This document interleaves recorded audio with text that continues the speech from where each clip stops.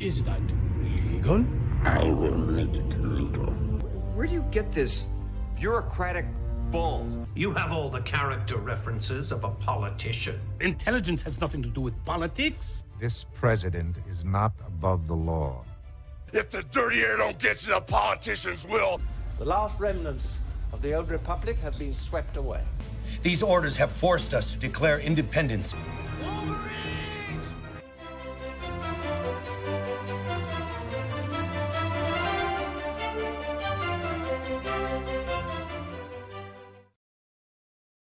I'm also here with my neighbors in Hillsdale and Multnomah Village to support this budget amendment. Does your lawn look like this? It's because you're mowing it too often and because you're mowing it too low. Some weird psychology that goes along with it in neighborhoods, but you can literally observe it in any neighborhood, any neighborhood in any suburb in America. One dude fires up the lawnmower and it's a fucking chain reaction.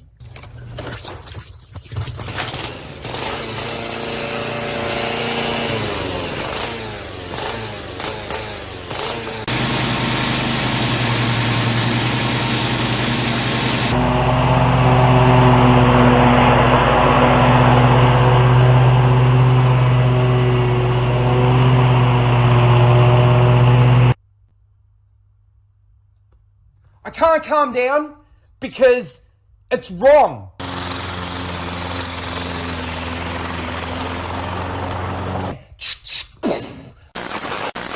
Don't be a douchebag. Don't mow your lawn every 3 days. Do something the community might actually enjoy, like barbecuing. This message was brought to you by the reasonable inhabitants of the suburbs against noise nuisance due to excessive lawn mowing.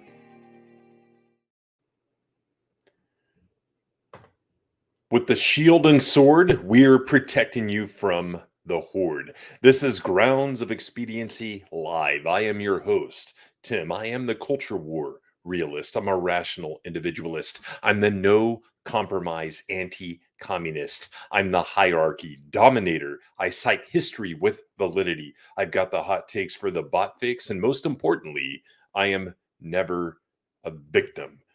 Thanks for being here tonight, folks. Share the stream out there on all platforms. This is the alternate channel for obvious reasons. So we need to be able to get more reach.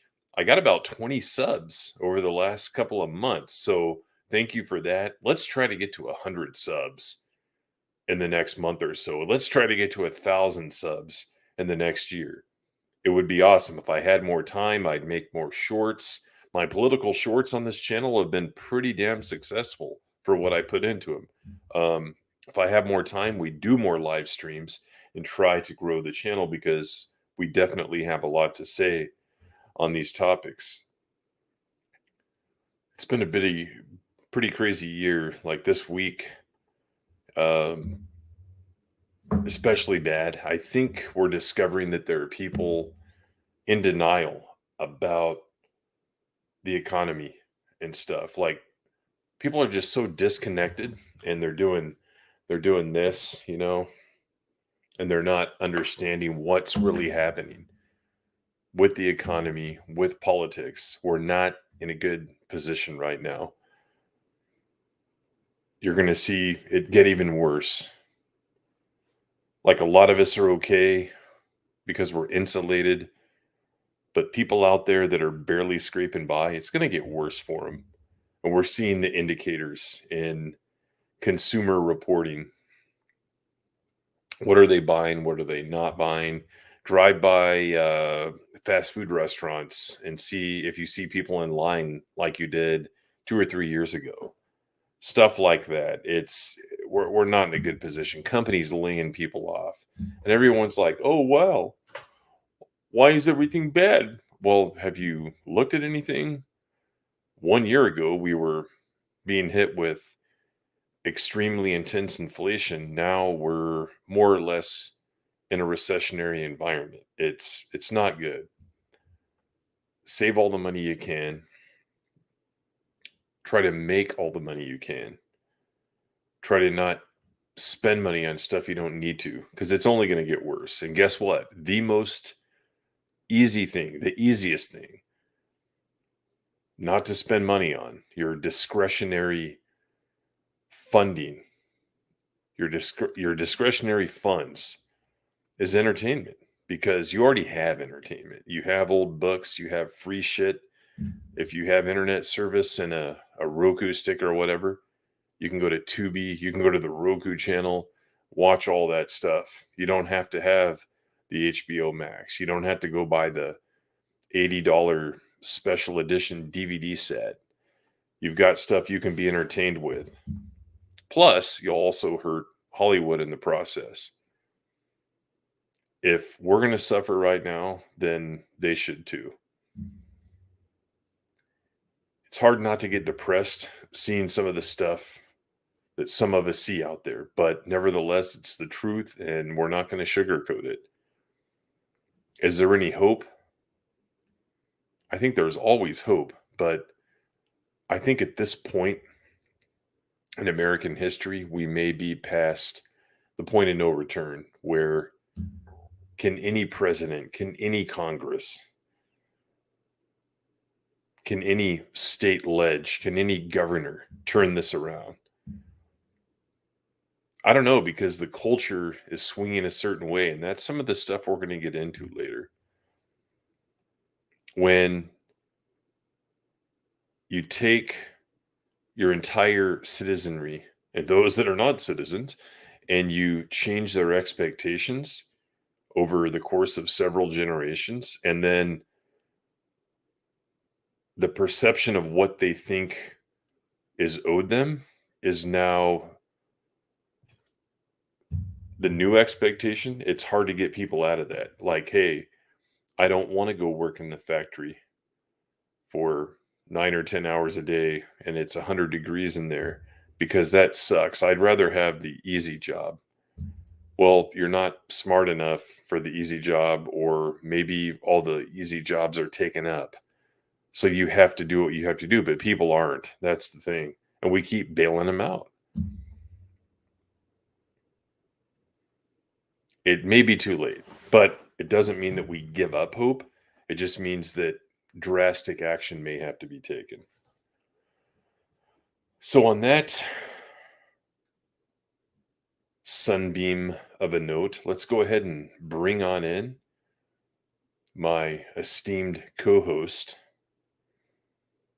He is the Grand High Priest, Holy Order of the Jab, Greg. We don't serve their kind here.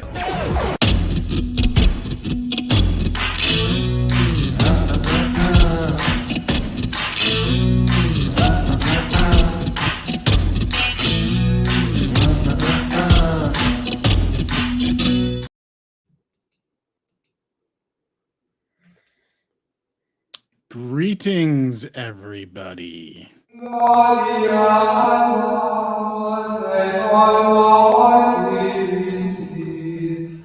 Greetings. Special greetings to all those lovely people on the East Coast of the United States who are inhaling the beautiful cloud of stench from Canada as it makes its way south. What are you talking about?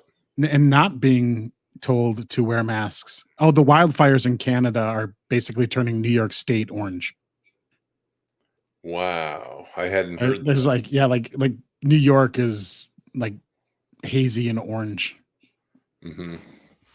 because of all the wildfires in Canada, which should be destroyed. Trust the science.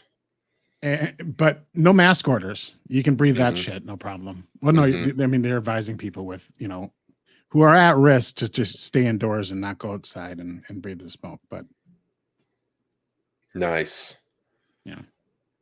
Yeah. I hadn't heard that. Oh, that's crazy. That's crazy. I hadn't heard that. When you stop watching, like, one great thing about not watching the cable news channels for the most part, and it applies to all of them because they're all miserable, disgusting, wretched, disease-ridden filth, including and especially Fox News, owned by piece of shit Rupert Murdoch. is that everything that happens everywhere else in the world is no big deal. But if it happens in New York City or Washington, D.C., it's wall-to-wall coverage. So, you know, like, whether it be like hurricanes or anything, if it happens in New York City, it has to be the leading news story, period, because it most affects them. And the only thing they ever care about, especially broadcast news people, is themselves. Right. I found a picture of it. Yeah, it's, you know, and then, like, the funny thing is like West Coasters are like, dude, we deal with that every summer. Right. Welcome to the party, pal. The stupid thing won't, like, the thumbnail's there and then the fucking video starts playing and I can't get it, but it looks like what Blake said here. It looks like the CSI Miami filter on the picture. Everybody needs to pull off their shades right now. No, it's, hold on, let's. And you got to say something punny. Well, yeah, that's what I'm trying to think of. It's like, you know, hold on, I'm trying to think of a good one here.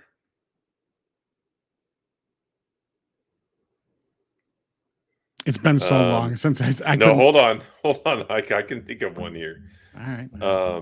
Let's see. I hated CSI Miami, by the way. I'll tell you a story about CSI Miami in a minute. Hold on, I can think of a pun here. Let's see. I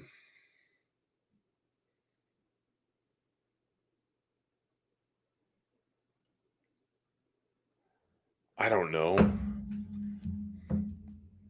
I can think of a lot. I'm thinking of a lot here, but none of them are good. So I'm not going to do them. But see, they got to be good, but then they have to be good bad or bad good, because it's got to be like in the style of CSI Miami. So, right, you know, I don't know. It could be like, you know, where there's smoke, there's a fired mayor. Yeah. Dun, dun, dun. Oh, that's horrible. Let's say no. That's almost bad good in the CSI Miami way. Let's say hi to the chat. Melissa hi, chat. Lord was here again. There's Blake St. Clair. Darth Spampton is here, sharing the stream out there. And then I assume you're enjoying the PSA on mowing the lawn there. Is that what you were yesing? Can you hear me? Hello? Okay. Yep, Rhino is in the clip. Yep, it's Risendell.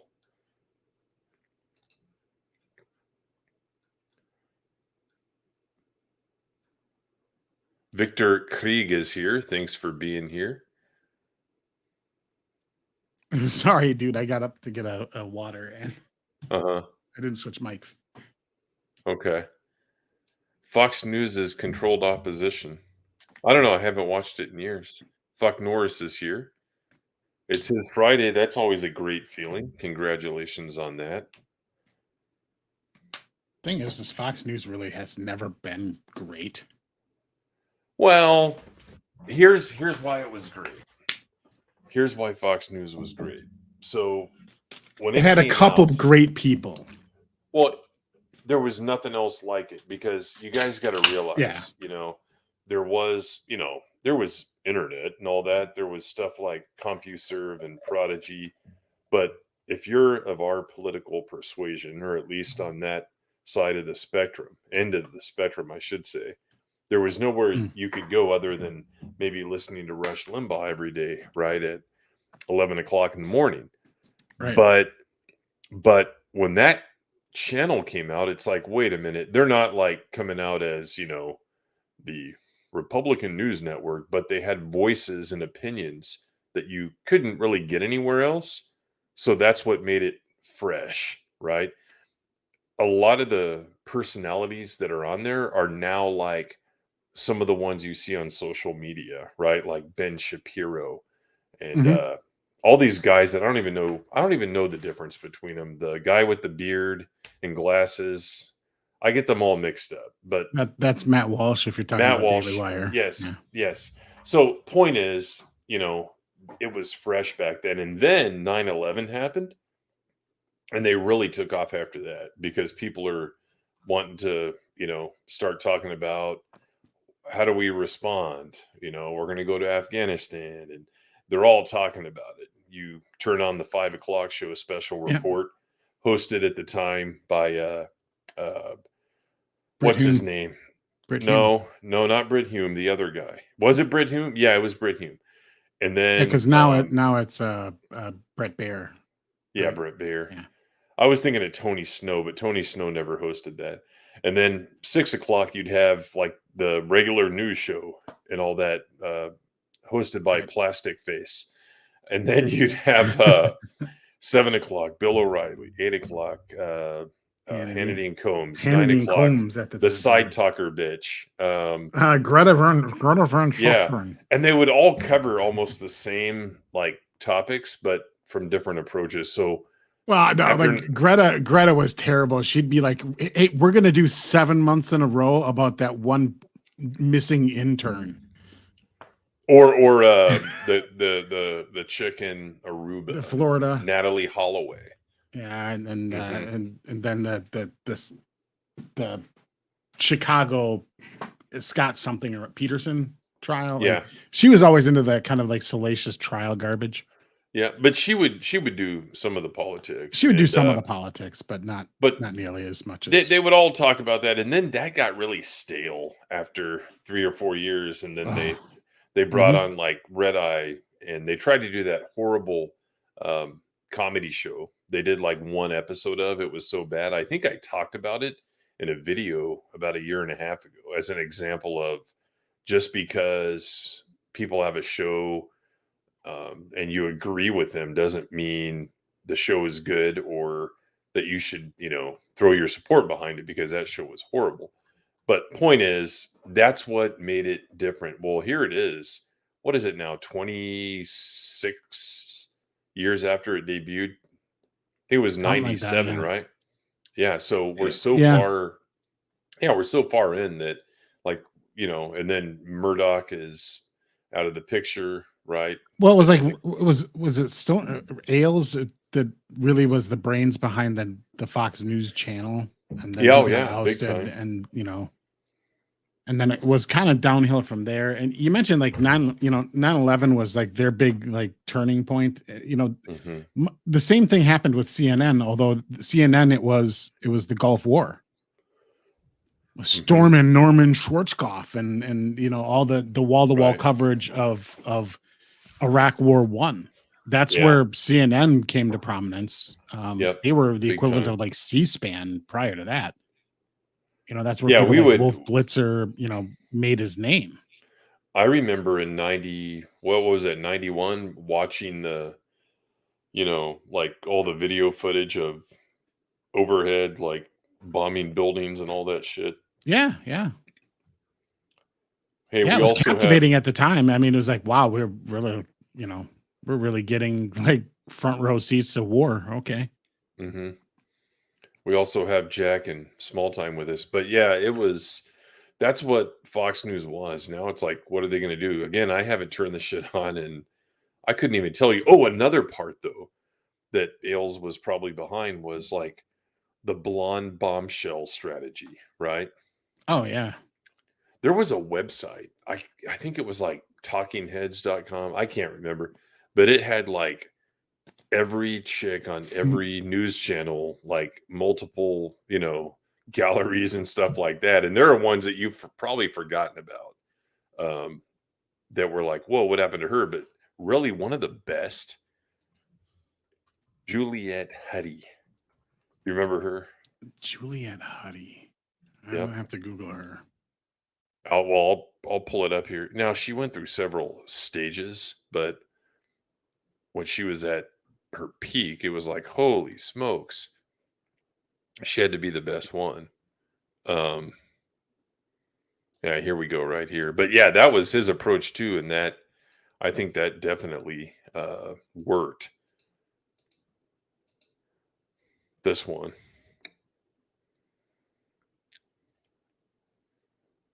That's not necessarily her best one, but that's a pretty dang good one right there. You know who Lori, God, what was her name? She was a Fox and Friends person.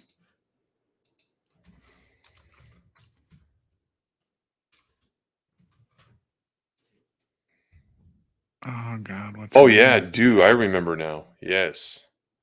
I was Lori Ainsley Earhart. Let me see. Ainsley Earhart. Oh, yep. Mm-hmm.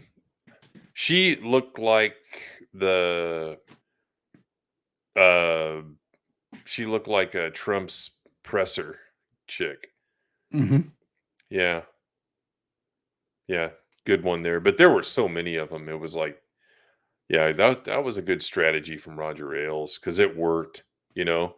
It was almost like they should have taken super chats like in the early 2000s, you know, like they could have made some money. God, could you imagine the text of those? The funny thing is like, and like, here's a giveaway, like the dead giveaway about how like phony most of the cable news game is like follow the careers of the people who like leave the channels.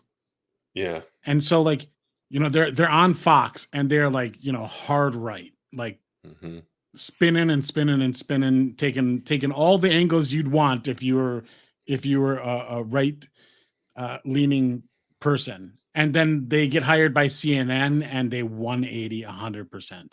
Oh yeah.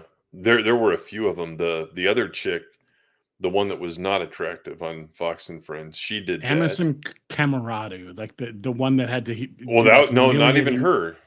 Interview with the masturbator when he came back. That was funny. Like, yeah, wow, what a career you have.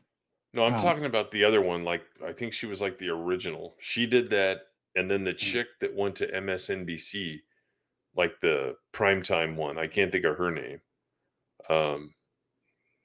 But she did that too. But you're exactly right. Like they followed the money, you know.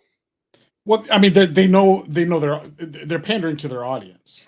And so like you're thinking to yourself like, oh, look at this person's based, and it's like, no, they're these people aren't journalists, they're performers. They're entertainers. No, not Megyn Kelly. And Megyn Kelly didn't go to MSNBC. She went to like NBC proper.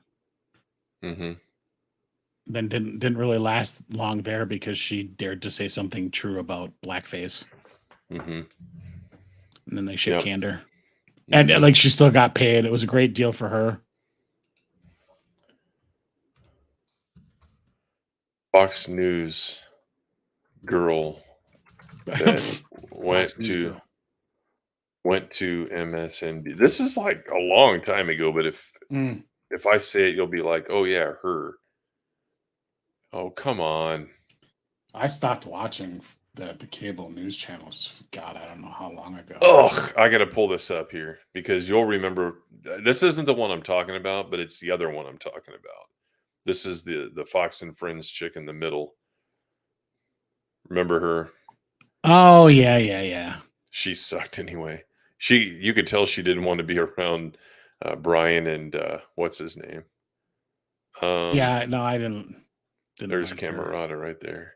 You scroll up that one chick. I had a crush on her forever too. Yeah, this one not there. Yeah. Well, I'll show you something else in a minute. I don't even know if this was a planned topic. No, of course it wasn't. No. Yeah, I can't. We can talk about Rich news and babes. Carlson. Yeah. I just like I hate what Fox has become because like and here's another thing, like you put all your eggs in one basket and you worship a brand or you worship a person and instead of a principle. And this is what you get. And you know, Murdoch's sons have basically taken over the enterprise. They're full on board rainbow Gestapos at Fox. They'll put any tranny on any hour. And happily run puff pieces with them. And and of course their primary interest is never an actual ideology. It's ratings.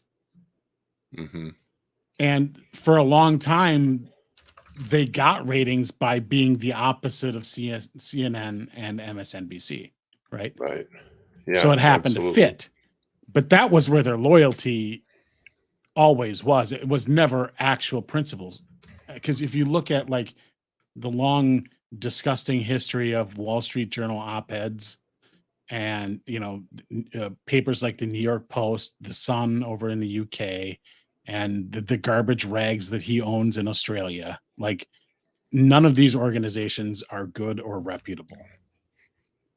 As journalist and entities, they are basically they're the doomcock of news. They'll tell you the audience what they want to hear, but it ain't going to be the fucking truth. I forgot the Savage Nation was on MSNBC.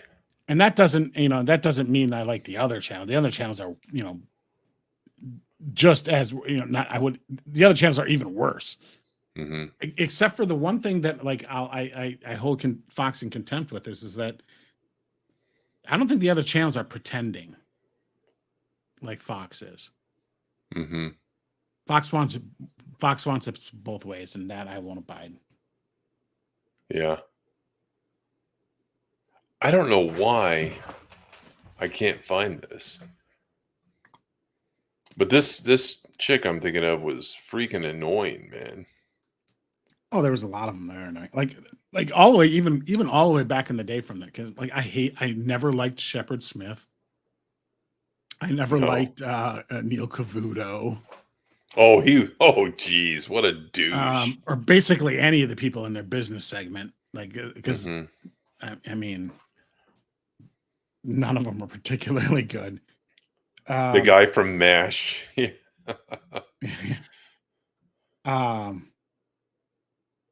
Yeah, I didn't like Glenn Beck's show when it was on because it was just, it was the it was the George Soros conspiracy theory hour. And again, it's not like I like George Soros or anything like that, but like, it's like it was just weird. And like honestly, any network that's willing here's a dead giveaway, guys. Like any network that's willing to give Geraldo Rivera a fucking paycheck is obviously dude. No good. Here's the question: who has the more shit takes, Geraldo Rivera or Juan Williams? Like, have a fun time figuring that question out. Holy shit! Because both of them are just absolute garbage takes. Well, they're brought on. They're on the debate team. I think Juan Williams has the unfortunate thing is like he's on the debate team and he always has to take like the really shitty, obviously wrong side and has to try to argue it. I think Geraldo honestly believes the crap he's saying. I think deep down Juan doesn't. I think he's just playing. I think he's just playing a role. But Geraldo is a true believer. I'm pissed off that I can't find this. Not that I really want to, but she was kind of a heavyset blonde with a layered hairstyle, and I think she had, if I remember correctly, a bit of a twang to her accent. I have to find it later because it's just going to drive me nuts. But she had a bunch of garbage takes as well. I remember she covered Dog a lot. Dog? Oh, Dog the bounty hunter. God, who's freaking awesome in my opinion. But honestly, like I'm as concerned or entertained by him or interested in him about as much as I am about the fucking Tiger King loser. Yeah, I just like fucking throw them all in the fucking burn pile and just who cares? If anyone knows who I'm talking about, As soon as I see her name, I'd be like, oh yeah. I'm looking at the like former programming list, and it could be like her name isn't part of the show. Ugh, Scarborough Country. Rita Cosby? No. I don't think so. Hang on, let me look. I don't know why this is such a big deal, but I just hold on, let me get it. It was Gretchen Carlson was the one you were thinking about earlier. No, that was the one morning one. Yeah. Hold on. I think Yep. Small Time, man, he always comes up with the answers. It was Rita Cosby. Yeah, let me show you. Just like a smug, annoying, like value. Oh, yep. That one. Yep. Yeah, she went from FNC to MSNBC, I believe. Oh, did she?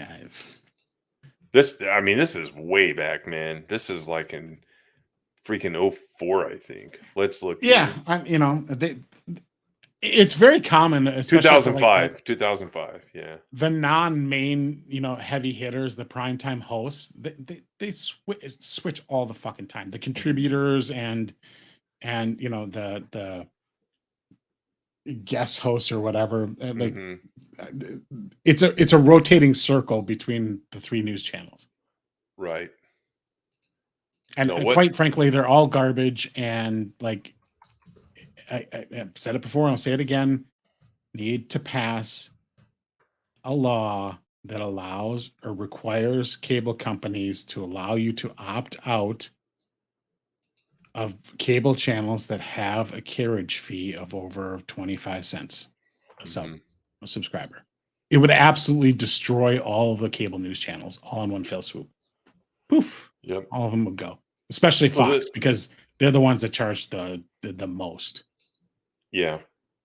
So this is what I was going to show you. This is from about 15 years ago. And at the time on Fox, these right here were best girls. Julie Banderas and Megyn Kelly. And they have really neat outfits on too. I didn't always agree with Megyn Kelly, but man, she was feisty. She had that like lawyer attitude because she was a lawyer by trade or by profession. And it was just like, damn, that just makes her hotter. Oh yeah. Yeah. I was on some forums that started out as wrestling forums, but they became just general ones with the guys from 4C. And there was a whole thread dedicated in the current events folder to Megyn. So yeah, we were very much fans. But yeah, Julie, I saw her recently. Obviously much older than in this picture, but still, not too bad. No, they're beautiful. And the thing is, like, again, with like Megyn Kelly, like she's very attractive, but like it was her attitude and her demeanor that just like set her apart from just the other blonde chicks out in the world. She wasn't a bimbo. Yeah. Right. Yeah. We didn't miss out on it. I saw the very first episode by accident. Yeah, Red Eye was great. By accident, because I actually lived about half a mile from where I'm sitting right now. I had a condo and I would work on stuff at night. I would just work on stuff, right? And it was, what time did it come on East? Was it 3 Eastern when that shit came on? Oh God, it was after it came on after the reruns of all the evening shows. So it'd be like, so you'd have this is Central Time. You'd have Bill O'Reilly, and then you'd have Hannity or Hannity and Combs, and then whoever was the 9 o'clock slot. It was Greta for a while before she moved to 6 p.m. Then you'd have at 10 o'clock the repeat, 11 o'clock the repeat. Yeah, it would be 1 o'clock. I think would be the Red Eye start time, our time, Central Time. Yeah. Well, in any event, I was sitting there. I would usually watch, I don't know, like a sport, and then it was over. Okay, let me watch the replays. And then it's 2 o'clock, and it's like, it just started with him talking like, hey, welcome to, and I'm like, who the fuck is this, right? And then I kind of saw the format, and it was the very first couple of shows, maybe the first couple of weeks, he was very, you could tell he was nervous and stuff, but shit, man, like a year in, they had it all figured out because it was like the best thing to watch because it was, the guests were funny. And here's what was great about it, you know, not just the intentionally funny guests, but they would have on like people that you wouldn't expect to be funny. It's like, oh, you know, we've got Karl Rove here tonight, and then they would act different than they usually would on the other shows. Yeah, you know, that's what was. Yeah, they were a little bit more laid back and everything. Yeah, I tell you, like one of the top talents, probably the top talent right now, like probably not ratings wise, but like actual talent wise, at Fox is Greg Gutfeld. Like, oh yeah. Honestly, if I were Greg Gutfeld, I'd be like, you know what? I want triple the pay, or I'm going to walk to Twitter and I'll start a show with Tucker on Twitter. Pay me 5 times what I'm getting right now, or I walk. Yep, I bet you they'd let him walk too. And they're that stupid. They would, and it'd be one of the dumbest things they could possibly do. I mean, they would be in a situation where they'd almost have to because they couldn't afford this talent. But like, honestly. That would be like I'll be honest, like I was never a huge fan of Bill O'Reilly, and I'm not a fan of Tucker Carlson. No, I remember when like I think it was shit what Fox did to him, but like I don't go for people who do the folksy I'm for the little guy routine. Right. Like even when it's genuine, it's a turnoff for me. I just like right is right. It doesn't have to be for like, and look, and sometimes the stuff for the little guy, like if the little guy's wrong, then the little guy should get stepped on. Right. Well, I don't remember what I was going to say. But yeah, we've got Alora here now, but yeah, it was a good show, and something like that, you know, when you catch fire, you have to find a way to perpetuate it, and they did it for quite a while until that other guy took over. Yeah, and by then my life had changed significantly to where, you know, I really couldn't be up at 2 a.m, and I didn't do anything like record it. So well, yeah, and then like for a lot of people like myself, I cut the cord. I'm like, I don't watch like. I'm not paying $100 and some a fucking month to watch like 3 hours of TV a week. I know what I was going to say. I remember when Tucker was on whatever it was, CNN, I can't remember. And he was on a show with Hillary, was also a guest, right? And he said if something happens, I don't know what it was, like if she got something, I don't remember, like he would eat his own shoe. Well, it happened, and then she came out several weeks later and had like a cake in the shape of a shoe. Yeah, funny. Yeah, it's kind of funny, but you know, it was funny, but like it was to embarrass him, you know. That's so someone earlier on in the chat said, yeah, they cucked him out, Cucker Carlson. Yeah, it's not exactly wrong. I don't hate the guy, like, you know, and more often than not, I probably politically agree with him. I just don't think he's like, you know, and the end all be all representation of, you know, my political perspective. But to be honest, it's like, it's very like, it's a rare thing for me to find somebody that's in media that I can honestly be like, hey, that guy is like, he's shooting pretty much exactly the same way I would, you know, down the line, issue on issue.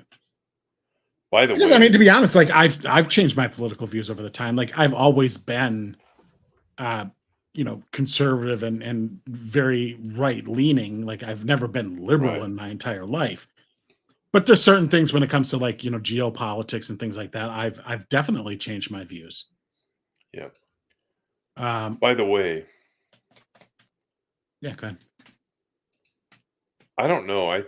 You know, Alora uses the emojis where she can see herself in them, but I think she's closer to this shade than that shade. That's like the darkest one. I don't know. We'll have to do like a comparison next time we have her on screen. Like, which is the appropriate level of shade in the I can see myself emoji colors. Steezo's with us. No, but you're right. I honestly, none of them have I been a big fan of. Like Hannity, nope. I've never. Tucker, there's always something nope. that rubbed me wrong with Hannity. And Like never I loved O'Reilly, ever. No, I was O'Reilly was always and he was really big on the whole like I'm for the little guy shtick. Like bullshit you are. I adored Rush Limbaugh. I was about to go when there. I was So, young. Yes, But I him. just stopped listening to his show as I got older. Oh yeah, no Because time. it was just time. Yeah. Yeah, yes, him, and then like Mark Stein when he would fill in for Rush, Mm-hmm. and he's fantastic in general, like smart guy, and that's the thing that you like about Greg, like not you, but Greg Gutfeld. He can hold his own in like a argument, right? He can in a debate. Well, he can articulate the logic behind his position versus you have somebody like Hannity always strikes me as somebody who's more of like the Sarah Palin type Republican that can just give you the He'd point at you with this pin, the bumper sticker slogans and the talking points, but not really be able to articulate anything behind them. And one thing that I liked about Rush, besides the fact that he was just entertaining and just a damn good broadcaster in general, he just had a very good. He was just talented at it. But as far as the stuff he was saying, he had a way of breaking things down and going deep into the weeds without getting too stuffy or boring with it. Like, the first introduction that I had to like the whole concept of baseline budgeting, the absolute garbage way that Congress appropriates funds and creates budgets. That was Rush explained that to me when I was in high school listening to him. And then of course, okay, that got me interested. Then I looked into it more, but like he broke it down and be like, when they said, oh, they're cutting the budget 1%. It's like, oh no, they plan to increase it 5%. And now they're only increasing it 4%. So they're calling it a 1% cut. Mm-hmm. Even though it's 4% higher than the previous year, they're calling it a 1% cut. Yeah. Because in the previous budget, they planned to increase it by 5%. And I just thought, like, really? That's the way it works? What a fucking scam. That's funny money. That's what How is that like not like the biggest scam, financial bullshit fraud scam ever? Mm-hmm. That's what that is. That's funny money. Yeah. And it keeps cropping up over and over and over again. I mean, we just had the whole debt ceiling, thing recently, and it's always like whenever you agree to jack up the spending for whatever reason, be it war, 9/11, or pandemic, that new baseline, it never goes down from there. Mm-hmm. We jacked spending up to like $6 trillion a year. It's never going under 6. It's only going up from there. There's something awesome we're going to look at later that I found last night. I don't think it was on the agenda. It might have been, but it directly relates to that. And I have looked into it and I love it. And I think you will too. So later on, we can look at that. It'll be great. Small Time says, if you're a government agency, you better use all your budget. Yeah, I've known people that have worked in government at all levels, and they can't adjust to the private sector because you don't want to spend a lot of money in the private sector, right? So they find ways to blow the money. I would say the exception is in a lot of corporations, you still there's an incentive to sandbag your budgets and spend them so your goals are easy to hit the next year. Or so for example, you have a particular sales goal, right? And you bonus out based on how much you exceed your sales goal. Well, the thing is like once you max out your maximum bonus, you don't want to get $1 more, because every $1 more that you add this year just increases the threshold next year for the maximum to hit your bonus. So if your max payout happens at 15% over goal, you don't want to raise sales 25%, even if you could, because 25% becomes the new baseline next year. So you sandbag, or you start ramping up your expenses to all bill it in this quarter, because you have the gap performance wise to spend it this quarter. Well, and then you can kind of sandbag your expenses for one reporting quarter and overachieve in the next quarter. But if you're in an industry like mine, different business units have goals, and if they exceed what they should spend in one area and they're not making margin in this area, then the only way to make that up is by not spending money over here. So yeah, that's different. Like it's different in a sales division versus an expense division.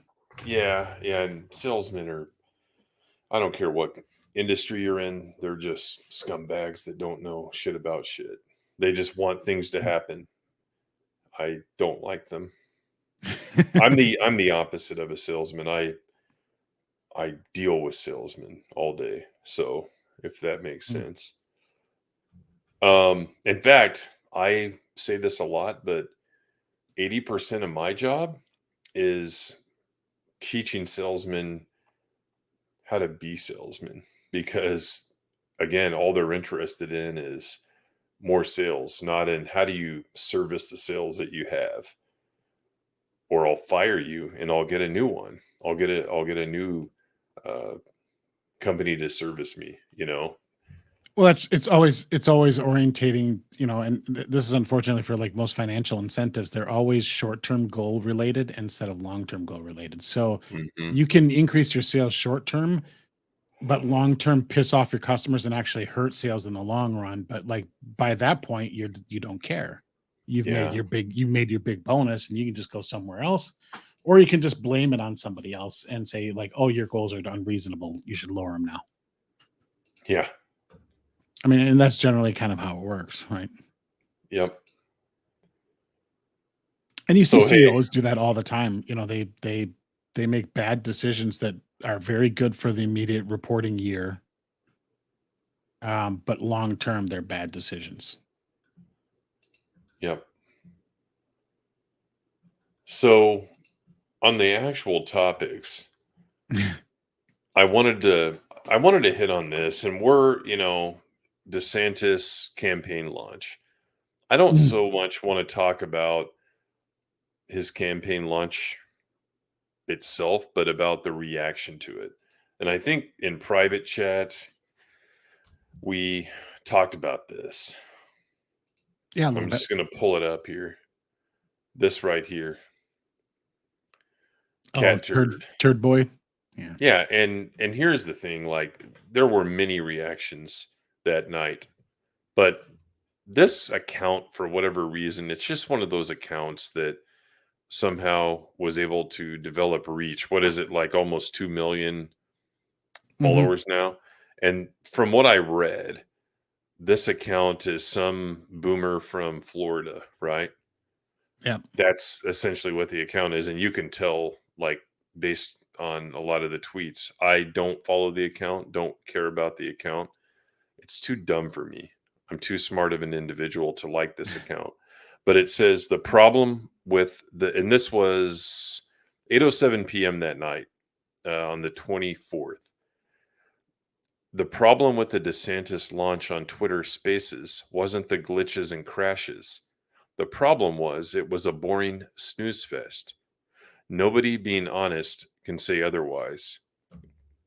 So, and then you get a bunch of replies and all this shit. And that's the thing. I remember somebody saying, I tried to find the damn tweet or reply, whatever it was, and I couldn't find it. But somebody said something like, in all caps, I want to be entertained, or something like that. And that's what this has turned into. And that's what the guy right there in the picture in one of the replies caused. It set this weird expectation that, hey, you know, like a TV star, a TV personality needs to be the president now, not somebody effective. He really ought to, like, if that's his honest opinion, like, please, cat turd boy, litter box man, please go and watch the videotape of Trump's announcement where he said he was officially, it was literally 10 times more boring. It was flat, it was energyless, it was quite honestly, it was one of Trump's worst occasions.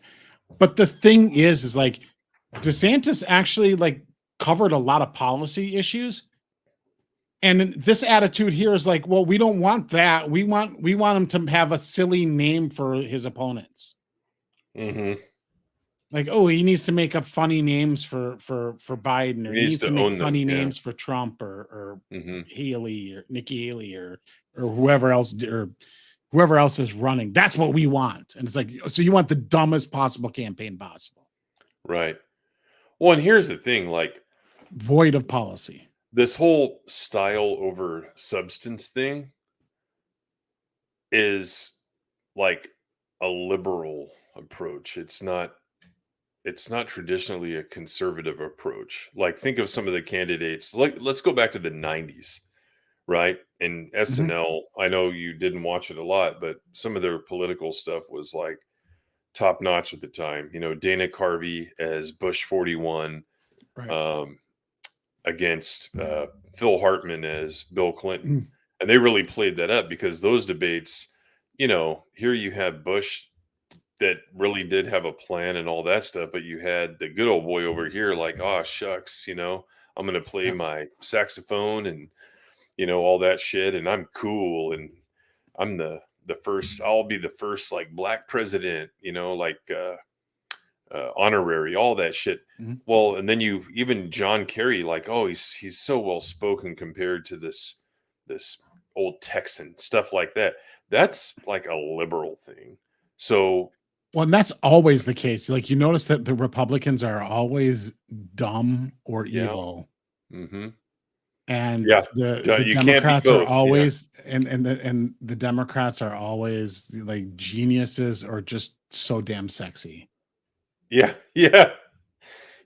Well, which one is Biden? Oh, they're trying to play him up as sexy with the aviator sunglass bullshit. Like you know, he's just like Maverick or something. Like I don't know. But here's the thing: like Trump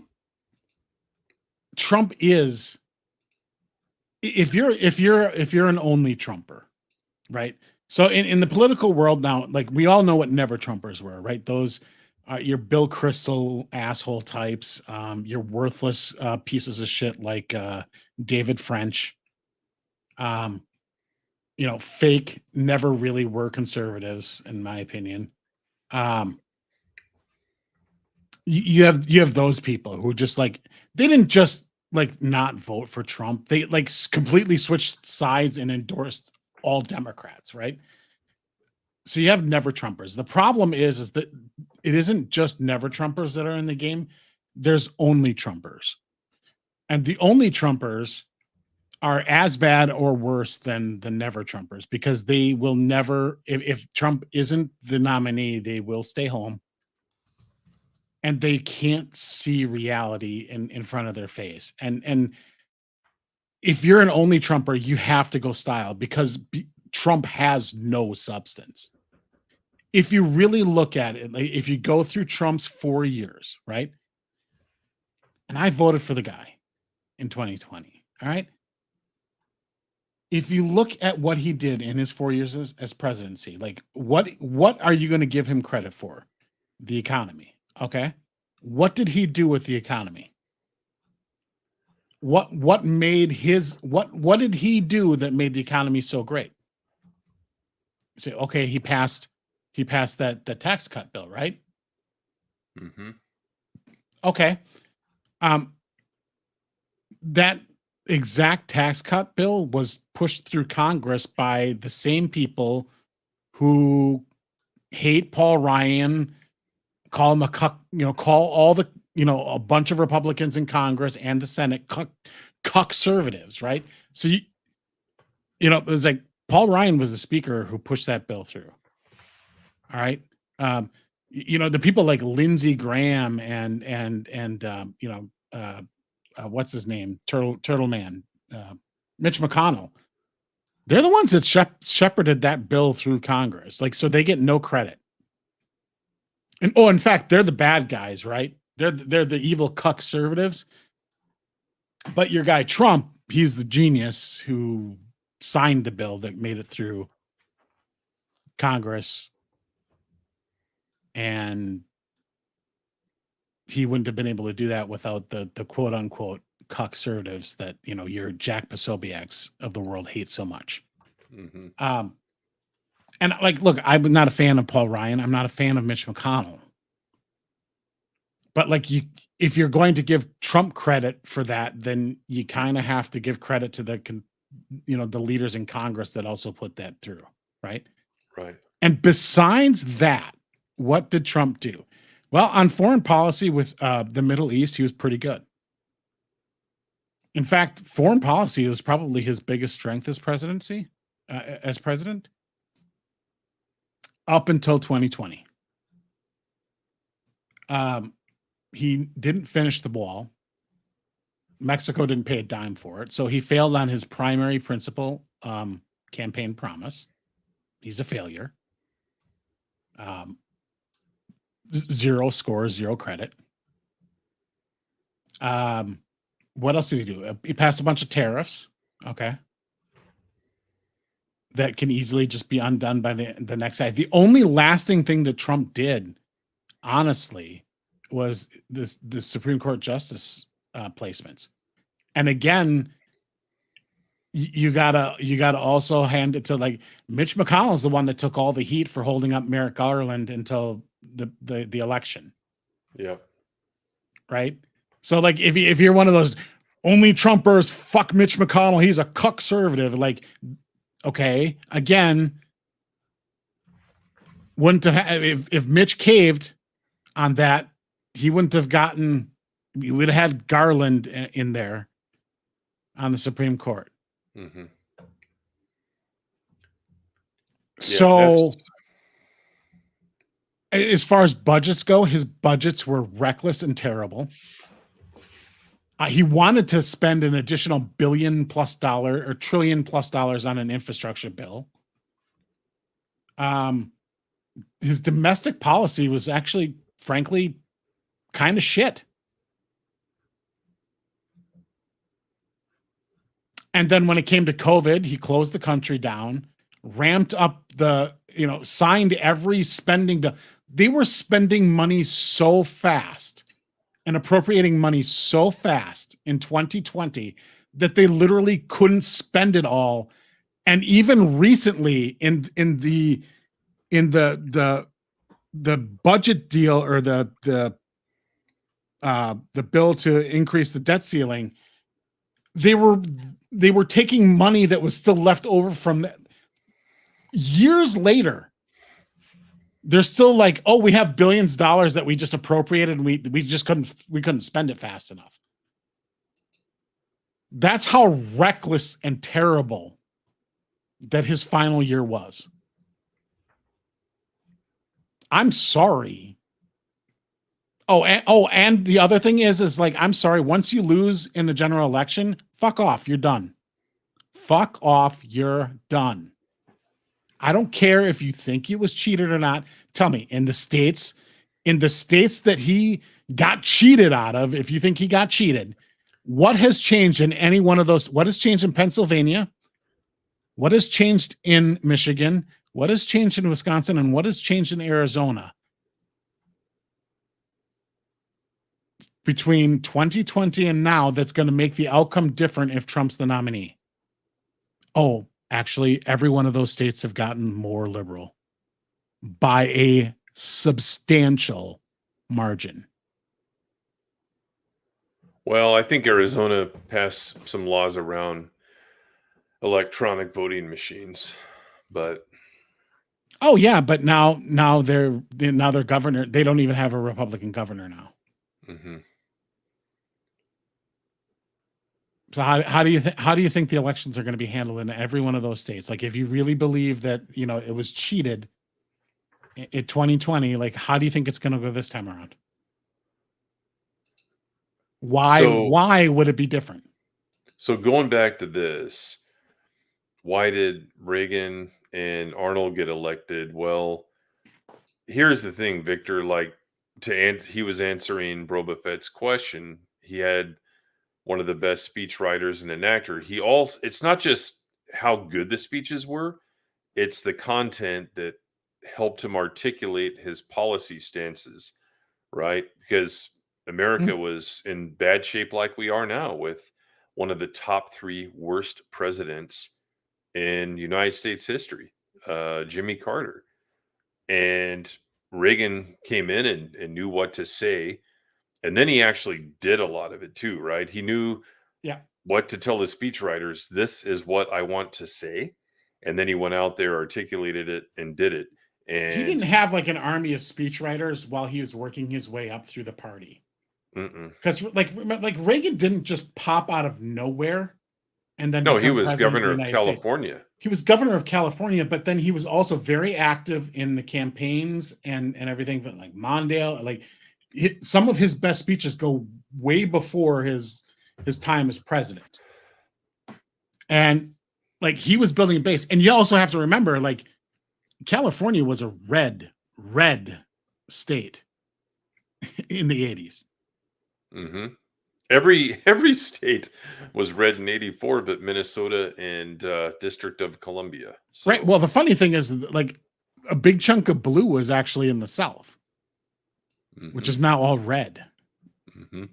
Like, if all you have to do is go back and just look at like the election maps for presidential elections over 50 years, and you can like wow, the demographics in the country have shifted a lot over time. But the point here is that there is no comparison between Trump and Reagan. I think that was the point trying to be made. Yeah, no. It's not the same thing. It's because Reagan wasn't going out there and and making. He wasn't doing like name calling like shit. He was making inspirational, aspirational speeches. Oh, he had some good quips though. He had some good quips, like his youthful inexperience. I won't hold it against him or whatever. Yeah, he had some good lines like that. Yeah, but he wasn't basically. But Trump is like out there and be like, oh, I'm gonna call him Rob the Sanctimonious. Like, what the fuck is that? Yeah, is that supposed to be like? Is that supposed to be a compelling argument for who to vote for in the campaign? Just because you call him Rob the Sanctimonious? I'm sorry, like. When part of your campaign strategy, and this is what really pissed me off and really made me turn the page, like when one of your go-to or one of your necessary campaign strategy is to take one of the brightest spots of conservative leadership in the country and try to then paint the entire state as being this garbage shithole, despite the fact that you live there, you moved your family there. Like to the point where you're going like, oh yeah, Cuomo did better on COVID. Like, are you fucking kidding me? I'm sorry, you're disqualified. But like he has to dump on DeSantis or he's gonna get fucked. Yep. But like, so you're taking like the best example where the state in 2022, where the only state in 2022 where Republicans mopped the board.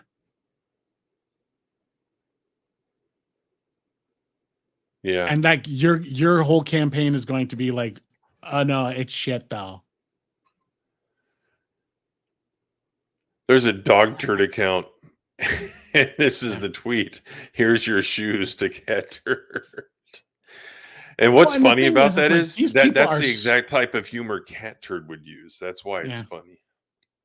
Like, these people are like, I mean, they're just in the tank for Trump. They're only Trumpers. Colt And, 45, like, yeah. It's so obvious in like their points of attack and what they're like nitpicking. And it's like, but your guy like is like way worse on that issue than Ron DeSantis. Like, and look, like, I like Ron DeSantis. I don't know who I'm going to vote for in the primary yet, because I don't think everybody's. I wish some of the people jumping in right now would just go away, though, because like, you know, like Vivek is fine because he's kind of like an outsider, and you know, he's got some interesting ideas. But like Pence jumping in, all that's really doing, and people are like, well, oh, Pence was so unloyal to Trump. What Pence is doing is the most loyal thing he could possibly do for Donald Trump. Honestly. Because the way the primaries are going to work, because primaries are not done by national polls. I'm sorry, California, your delegates to the RNC convention should be worth 0 points, because your state is 10-1 Democrat and will never matter in presidential elections. So you should count, your vote should count for nothing when it comes to selecting a candidate. But anyway, the way it's going to break down the state by state is you got your Trump people, and he's going to pull 30, 35, maybe up to 40% of the primary vote, right? And then everybody else is going to split the rest. So the more of the rest that are in the race, the more it helps Trump, because he can slide by and win with 30 to 40%, because nobody else is going to be able to beat. He's still going to be top one because everybody else is fighting for the remainder. So the more people that jump into this primary, the more it hurts, the more it helps Trump, because it's just splitting the rest. It's just gonna split the rest. And you know, like, as far as small time Republic, go away, Chris Christie. Please. Oh, is that really a thing? Are you serious? Yeah, he looks. I've seen pictures, but I thought it was all a joke. He was a shitty governor of a shitty state that's never going to be a good state.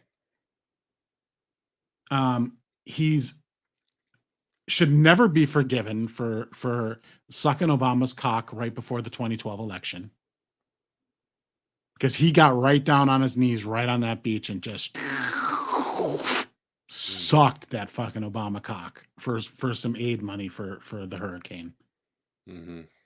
And that was a very substantial moment. It was a big win for Obama. Chris Christie, policy wise, is terrible, and he's just repulsive to look at. And you know what? I'll say this. As a Midwesterner, I'll say this. If you come from Rhode Island, Connecticut, New York, Delaware, Maine, Massachusetts, you're disqualified. Fuck off. You're disqualified. Oh. Yeah, and then watch one of the most base candidates name ever a Republican come out that's next year, ever come from any of those and you'll states be proven wrong in the last 100 years that has been good. What's that? Yeah, but watch one of the most base people ever come out of there. You never know.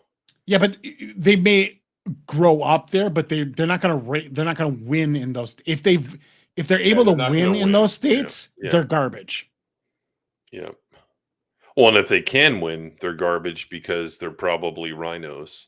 So. Right. It'd be like, you know, it's like Arnold winning California. Well, who agrees with Arnold Schwarzenegger on any issue right now? Right. Screw your freedoms. Yeah. Screw your donkey, asshole. Heaven doesn't exist is the new one. So. Yep. But look at all these replies, man. It's like, oh, it's you're a DeSimp if you like DeSantis. Right, but like you're not a simp if you just like slobber over Trump and every dumb thing that Trump says. You think, oh no, he's playing 4D chess. I don't believe it. Oh, this is brilliant here. Time to endorse Trump with like a mini DeSantis. Okay. Yeah, the idea that like DeSantis is being disloyal because he's not letting like I'm sorry, like did we return to like a monarchy or something? Like who's this idea that like no, it's certain person's turn and everybody else should just get out of the way. I would argue that okay, let's you want to go with that argument? Trump should get out of the way. He had his 2 chances to win. He lost. Right. He lost. Well, and let's, you know, just as an aside, and he wasn't good. Just as an aside, the royalty in the United Kingdom needs to go away. They should end it, and it's the dumbest thing ever. Those people do absolutely nothing for that nation, and with all the drama going on right now, and I know there was a lot worse drama 500-600 years ago with, you know, they're chopping each other's heads off, but at the end of the day, Roses and all that shit, yeah, they have no power. They're there as just, I don't know why. They're mascots. They're goddamn mascots. Rid of them now. I'm fine if Europe and get rid of your stupid mayor, you know, Mr. Part and Parcel. Get rid of all that and stay out of the EU. And I don't mean the expanded universe.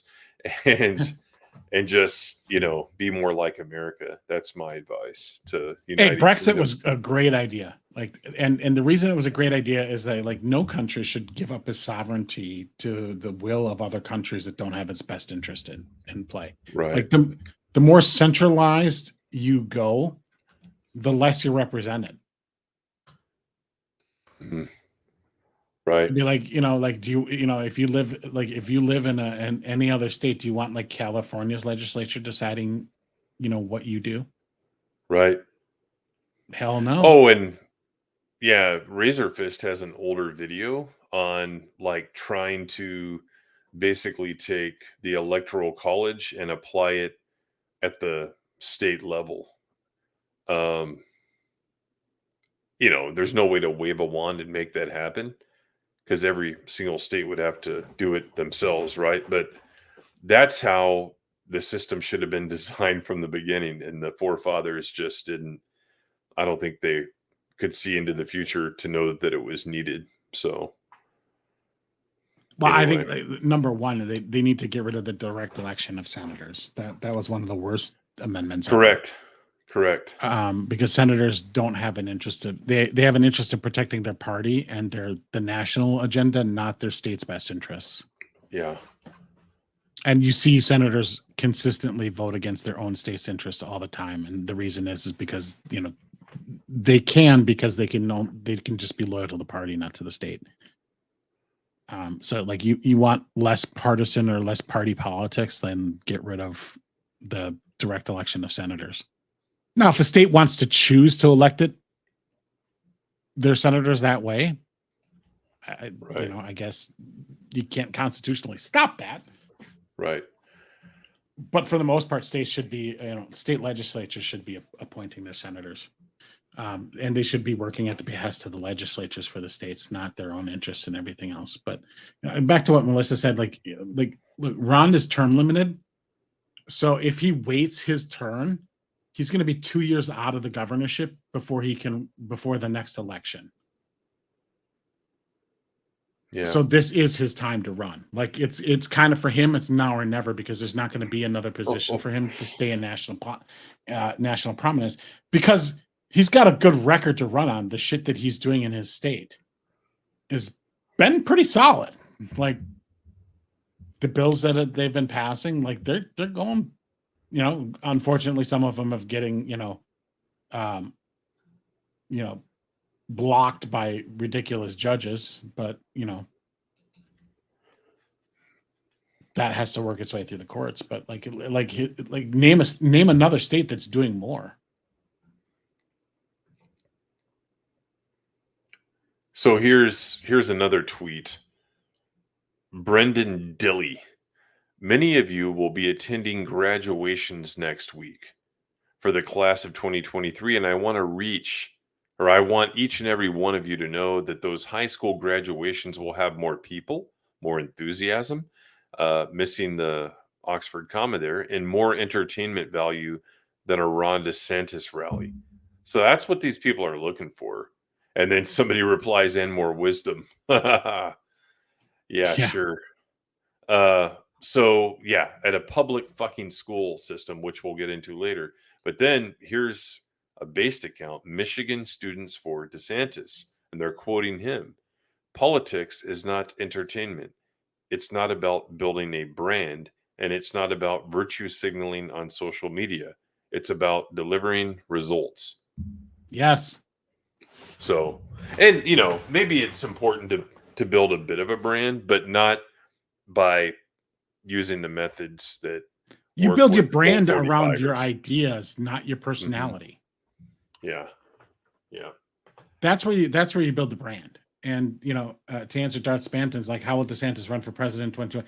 Governors run for president while they're sitting for governors all the time. Mm-hmm. Literally all the time. Yeah. Like Barack Obama ran for president as a sitting senator. Yeah. In his first term as senator, I might add. Yeah, and like Romney wasn't in office in 2012, but like McCain, in 2008, he should have resigned from Earth, but unfortunately he did. He stayed in the Senate and ran for president. But in the primaries, you had people like Scott Walker was a sitting governor. He ran. Chris Christie was a governor when he ran. George W. Bush was a governor when he ran. Yep.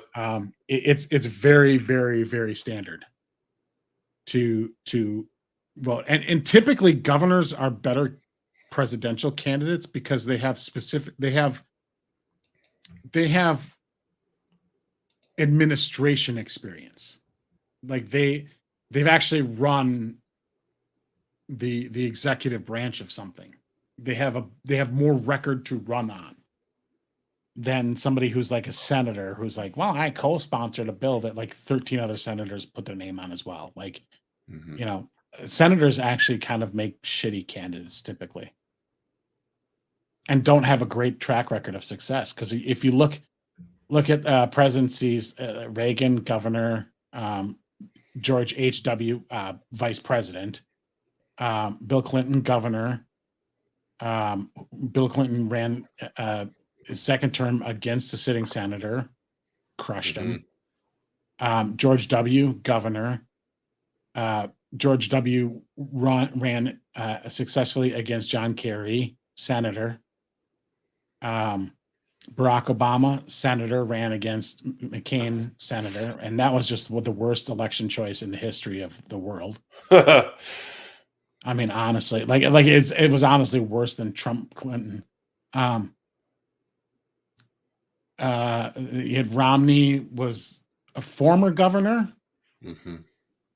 but had been out for a while and was a governor of a shitty state with a bad record as governor.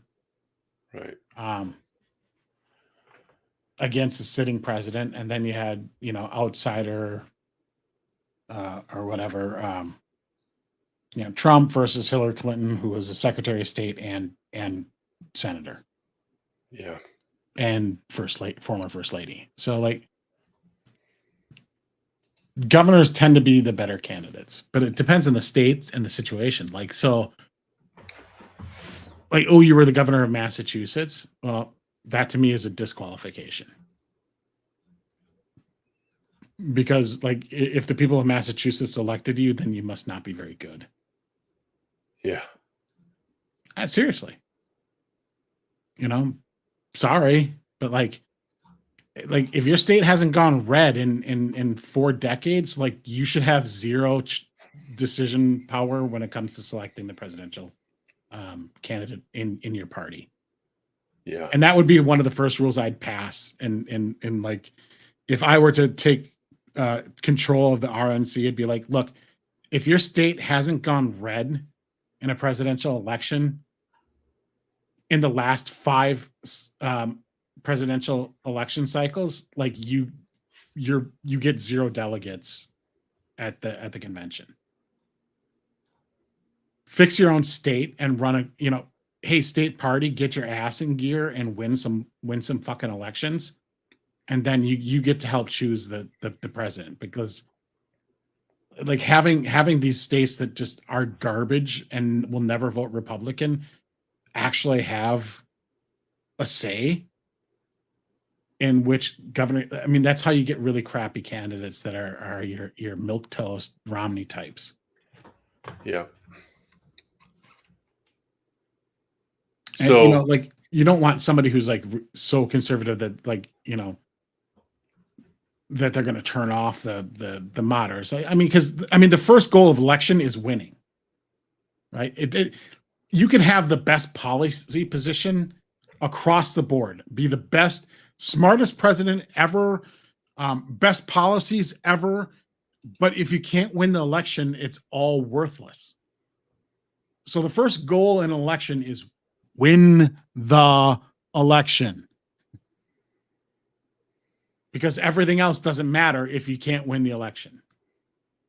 Which is why nobody should vote for Donald Trump in the primaries in 2024. Thank you very much. So that's kind of what's going on. All these reactions, and I don't care what anyone says. That cat turd account sucks. Never liked it. And that reaction just tells you where the state of the party is, and quite honestly, why there's not going to be a victory for Republicans in the general. As soon as because I said it to you in private, as soon as Trump announced that he was running, I'm like, well, the Republicans lost in 2024. Mm-hmm. Yeah, because there's 0% chance that Trump carries Minnesota, the Trump carries Pennsylvania, Michigan, Wisconsin, Arizona again. He will lose by as much as he lost in 2020, if not more. Yep. Regardless of a deep recession, depression, or anything else, he's still going to lose those things, because these states reelected. Like, look at Michigan; they reelected Whitmer.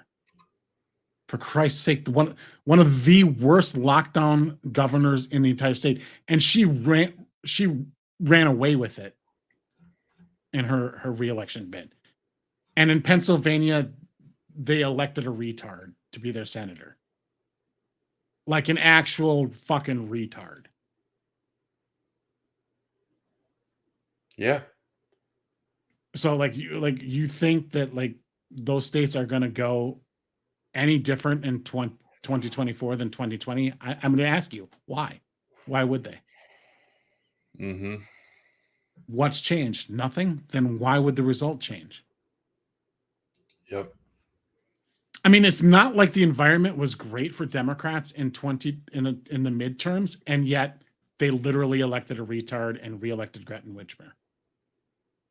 So like, I like the state of the country doesn't seem to matter. They just,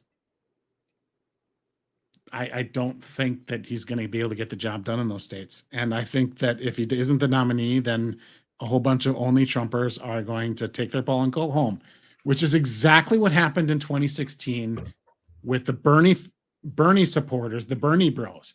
They took their ball and went home, and Hillary lost the election.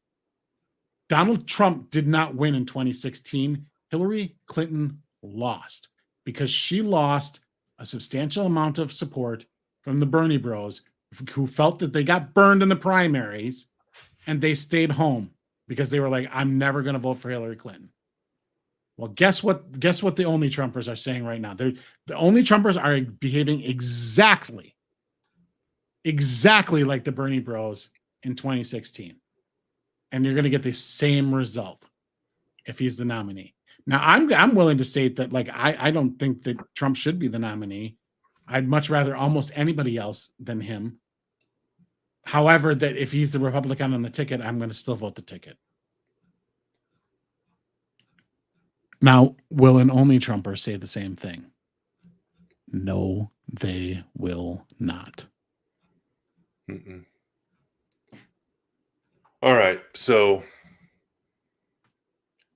when we're switching topics here, I just want to remind everyone to hit the like and make sure you're subscribed to this channel. Tell your friends, help us get to 100, in the next month or so. We'll take this in small bites. So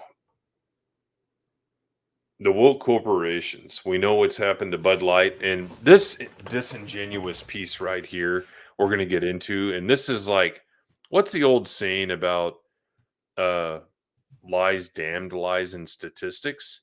Because that's exactly what this article writer here is doing, hoping that the readers are brain dead like they are, trying to use like the numbers on domestic beer sales. But here's the thing. I can tell you this. My employer is not doing the Pride thing this year. And I think a lot of other companies are following suit, or they're doing it in a much more abbreviated fashion, right? Have you observed that out there anywhere as they look at Target, as they look at Budweiser? Anecdotally, I can say yes. Some of them are doubling down because they don't like, your Ben and Jerry's. They don't care. They've already pissed off conservatives. They're not going to care. By the way, Jerry's is owned by Unilever. So and Unilever owns several ice cream brands. So if you're not buying Ben and Jerry's because you're being a good conservative and you're buying Breyer's ice cream, guess what? Same company, Unilever. Do your research on your conglomerates, people. Yeah, we did a stream a couple of years ago. It's like boycotting Bud Light and buying Bud. We did a stream a couple of we did a stream a couple of years ago on like the family tree of like entertainment companies. We need to do that with regular corporations pretty soon. That's a good idea, especially in the food and service industry, because these brands, there's a couple mega corporations when it comes to like food brands. Unilever's one of them. You got like your Procter and Gamble's, you got your Kraft Foods, you got your the Mona Lisa, the bakery and pastry. They're huge. They buy and sell these, and then you have your Cokes and your Pepsis and stuff like that too. And then your adult beverages, your InBev and whoever owns Miller and whoever owns Coors. I forget who owns those. But they buy and spin off brands and sell them to each other all the time. So you got to pay attention. Yeah. So they are cutting back though, a lot of the companies. And this isn't the first time, like Toyota USA did the thing in June 2020, and then they got so much backlash, they didn't do it again after that. And that's another thing, like Ford is another company. It's not just Target, it's not just Budweiser, but Ford has that gay commercial. Not only that, but I'm not buying a piece of garbage American truck or car of any kind. I am Toyota and Honda only, and I don't want to hear all this garbage made in America. No, it doesn't matter. These things are made in America. I'm sorry if you're driving an American auto, you're driving you might be driving a North American automobile, but you ain't driving an American automobile. You're driving a Mexican vehicle. Yeah. So my last truck payment is in about 2 weeks, and I'll keep the truck maybe another 15 years.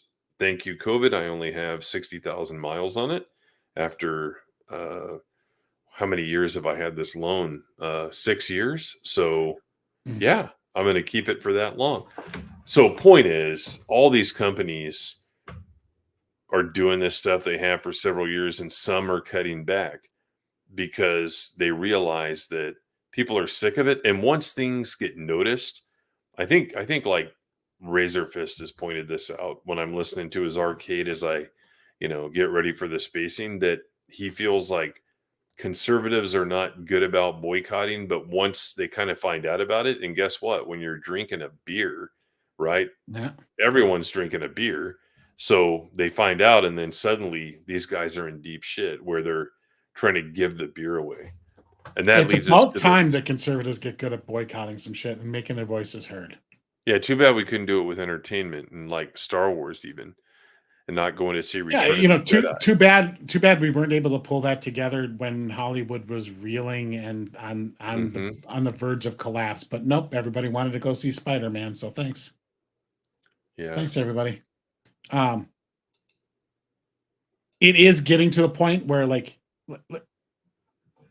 what we want corporations to understand with these boycotts, if you're a conservative, is not to be like, no, you can't. Like no, you don't have to be based. All like we're not asking Bud to like go based, right? We just Bud out. Stay out of the stuff stay out of things which do not correlate or relate to your business, right? So if there's a piece of legislation that involves like raising the drinking age to like 31 or something like that, right? Absolutely, everybody would rightfully expect that InBev and other alcohol manufacturers would be involved in lobbying against that type of legislation, right? Because of course it affects their business directly. But when it comes to things that don't affect their business, stay out of it. And if you venture into it, what's going to happen? And Bud is learning this really. Bud is a great example because conservatives started going, well, fuck you. We're not going to buy your beer. Your beer's gay. Okay. And then Bud started to like walk back a little bit. And then the gay mafia started going, hey, wait a minute. You're not defending us enough. We're boycotting you too. And that's exactly what we want to happen. That is exactly the goal.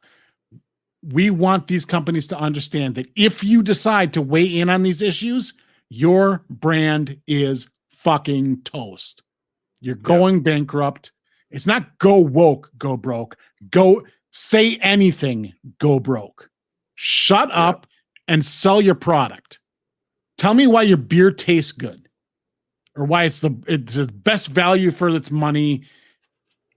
Give me a reason to buy your beer. Yeah. But if you want to get in any of this other garbage, you should go broke. And that applies to, companies that go the other direction too. It should be absolutely 1000% toxic to even touch these issues with a 10-foot pole. Yeah, go back and watch beer and cigarette commercials from the 70s and you'll see the big difference. Yeah, like they portray people having fun while drinking their product or consuming their product. Mm-hmm. Yep, and that's why we do it. So here's what this dumbass says. Roughly 2 months after Bud Light endured a self-induced injury that torpedoed sales, the brand continues to lose ground to its competition, but there are signs the worst might be over. Sales for the week leading into Memorial Day weekend fell 23.9% from the same period a year ago. That constitutes a slight improvement compared to the week prior, when sales were 25.7% lower than a year earlier. That could indicate that the bottom has been hit and we are seeing a turnaround in performance, according to Bump Williams, an alcohol industry expert. For the past several weeks, Bud Light sales declines have hovered around 25% weekly because of customer revolt following an Instagram partnership with transgender influencer Dylan Mulvaney. A single can bearing his face, was given to him for a post, but some right-wing media attacked the brand, and some social media posts spewed transphobic comments. So, yeah, great business article, CNN. Anheuser-Busch's tepid statement about the controversy also angered some LGBTQ+. You know what the plus means? Animals and kids. In response, Anheuser-Busch said it was bolstering marketing on the Bud Light and would offer rebates to customers. Last weekend, the company offered $15 back on 15 packs of beer. leading to cases priced as low as $1.50 in some states, which Williams said contributed to part of its minor turnaround. Now, here's where they get into the bullshit. Still, They literally gave it away. yeah. Still, Bud Light remains the top-selling beer in America, according to NIQ data provided to CNN by Williams. Now, here are the money lines, no pun intended. NIQ measures sales at convenience, liquor, and grocery stores across the United States. Bud Light has made up 35.1% of domestic beer sales this year through May 27th, according to NIQ. That easily beats number 2 Coors Light, which controls 21.6% really of the market. Although Bud Light's share of the domestic beer market has slipped considerably over the past couple of months, it remains in the lead. In the week ended May 27th, Bud Light controlled 28.8% of the market compared to the Coors Light, which made up 25.6%. So they're fudging the numbers here. But wait until you have a bigger sample size for the rest of the year and see how this dip hit. Not, based on to date, the percentage is still higher. I mean, who even looks at numbers that way? The relevant point here is that over the last 3 weeks, sales have gone rent and they're giving the stuff away. Not that, based on the whole year, it's higher for Bud Light than Coors Light. Well, no shit, Sherlock, because the drop just happened. Wait until the average is brought down over the entire summer when people drink beer. They go out on the boat. They go out around their pool. They go to the lake, wherever it is, and the park, and they got a bunch of fucking beer. That's why this article here is bullshit. It's almost like they're writing this to socially engineer people to think, well, it's selling anyway, so the boycott's over. May as well go ahead and start buying Bud Light again. Yeah, the strategy. Anybody who's participating in the boycott is not going to read that. They're going to see, well, we've heard them 25%. Let's keep going. Yeah.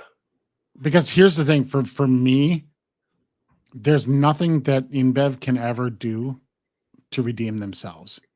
Anytime I see somebody drink a Bud Light, I'm going to tell them that they're gay. Every time. No other reason to support it or buy it. Every time for the rest of my life, I see somebody drink a Bud Light, I'm going to say, oh, I didn't know you were gay. They are forever the beer of homosexual anal sex.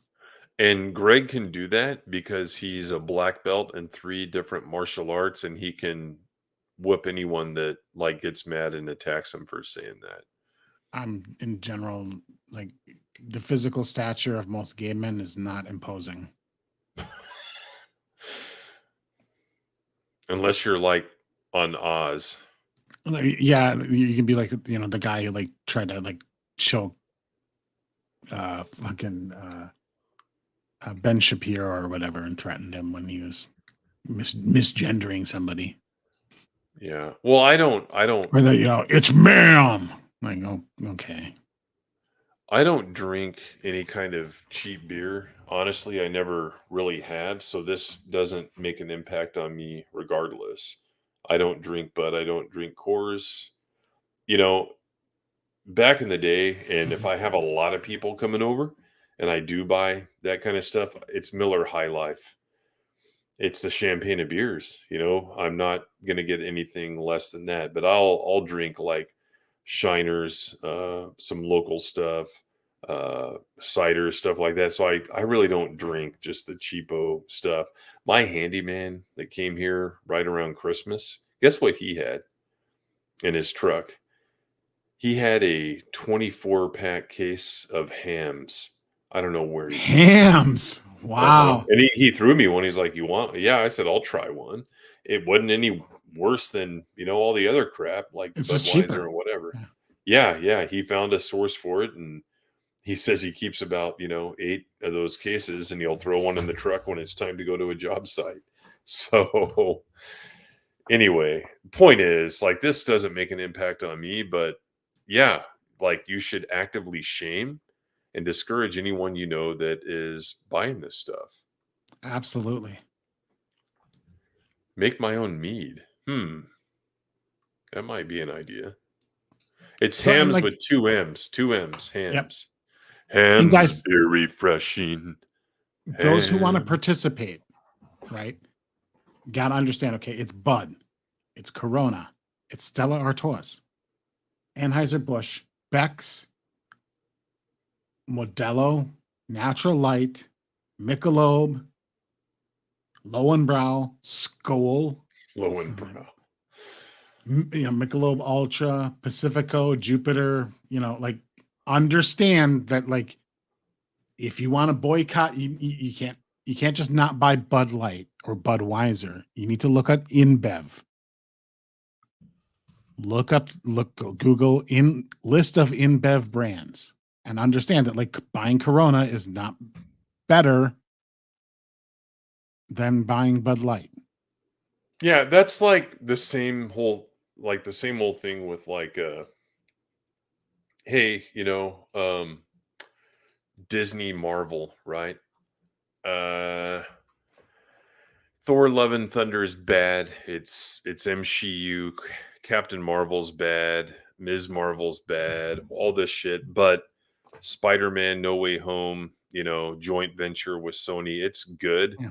So you can get, it's the same exact concept here, guys. Like, you can't, Right. it's not like, oh, we're going to buy the silver can of Budweiser, because that will show them that we're supporting the good product. It's the whole company, guys. Right.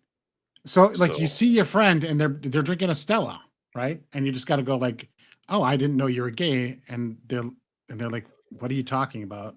And say, like, look, what you're drinking there is Bud that's still in the closet. Stella is a gay beer that's just not out of the closet yet because it's owned by InBev. And that's the shit that you need to tell. But see, there's people that don't know that. Right. And you got, like, so switching from Bud to Stella, which you're probably not going to do because, like, if you're a fan of Stella, like, you probably weren't drinking a whole lot of Bud. Right. But understand the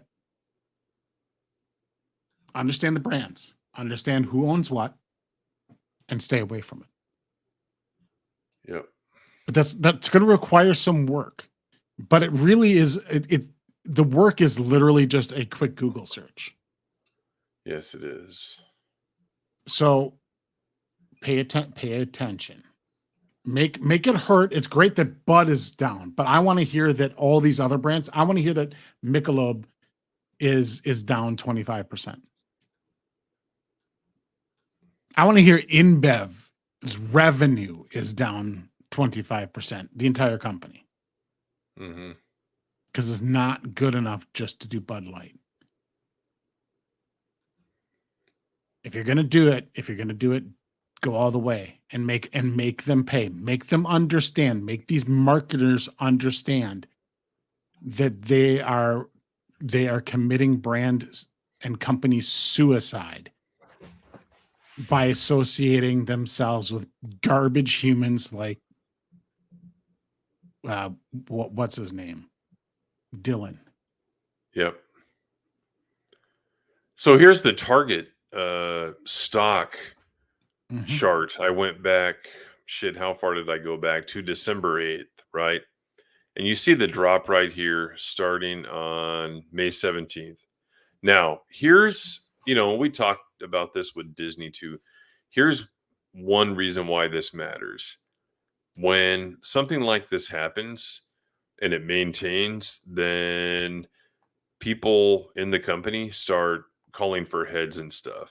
So in theory, if things worked the way they should, then it's like, hey, whichever officer is in charge of this marketing approach, is there a chief marketing officer at Target? I have no idea. But then it's even the CEO. Hey, CEO, how did your CMO allow this? But here's the problem. You do that, and then the board puts in people that will, continue the ESG approaches to all this stuff. But at the end of the day, I'm happy to see this happen because it shows that they're sending a message. And hey, Target's been garbage for a long time. Remember the bathroom thing?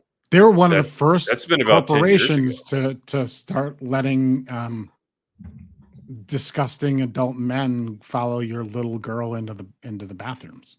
Yes. So that's why it's important, right? And don't shop there. You can get anything there anywhere else, and their clothes and all that shit suck anyway. So I hate the way their stores are organized in general, although the shopping carts are nice. You know, when I worked there in 1993, that's what I did. I gathered them. You know, they were the plastic ones. They And just have can the we just nicer say wheels. this? Yeah. And can we just say this? Like, if I were ever in charge, there would be a mandatory execution, burning at the stake for anyone who ever says Target. Yes. Please. It's not cute. It's not funny. It's been happening since the 80s, and we don't want to hear it anymore. It's the same as fucking Walmart. You're not elite, or you're not like, you're not higher brow because you shop at Target versus Walmart. No. You're just stupid. Mm-hmm. It's red and not blue, you know. Yeah. Gosh.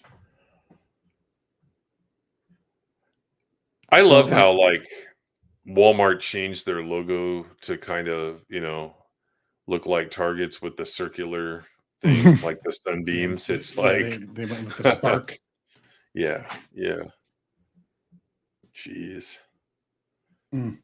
Anyway, and then what's the other? Yeah, we already mentioned it. It was the what was the other big brand that we mentioned that's being torched? Yeah, it was